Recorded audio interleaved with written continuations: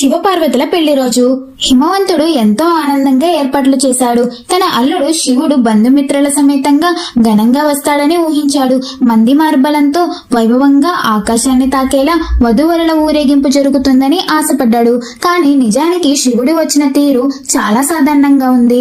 ఆయనతో పాటు కొన్ని ప్రమదులు, ఒక చిన్న పిల్లవాడు, ఒక వృద్ధ ఎద్దు మాత్రమే ఉన్నారు.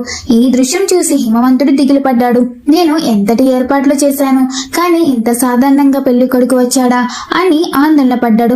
అప్పుడే శివుడు చిరునవ్వు చిందిస్తూ ఆ చిన్న పిల్లవాడిని చూపించాడు. ఆ పిల్లవాడు వినాయకుడు. ఇప్పుడే ఇతనికి అన్నం పెట్టించండి, ఆకలితో అల్లాడుతున్నాడు అని శివుడు అన్నాడు. పెళ్లి కొడుకు కోసం వండిన అన్నమంతా వినాయకుడు ఒక్కరే తిన్నాడు. అయినా ఆకలి తీరలేదు. తరువాత వండని బియ్యం, పప్పులు, కూరగాయలు అన్ని తిన్నాడు.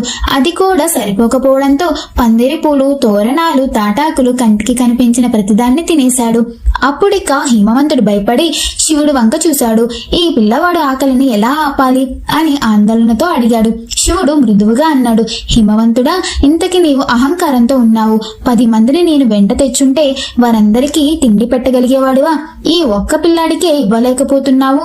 ఇప్పుడు విను, ఇతనికి గడ్డిపోచ గరిక పెట్టు. హిమవంతుడు ఆశ్చర్యపోయాడు. ఈ అన్న పదార్థాలు తిన్నవాడికి గడ్డిపోచ వల్ల ఆకలి తగ్గుతుందా అని అనుకున్నాడు. కాని శివుని మాట విన్నాడు. వినాయకుడికి ఒక గరిక పోచ పెట్టాడు. ఆశ్చర్యంగా వినాయకుడికి ఆకలి వెంటనే తగ్గిపోయింది. ఆ రోజు నుంచి ప్రజలు గరికతో వినాయకుడిని ప్రసన్నం చేసుకోవడం ఆరంభించారు.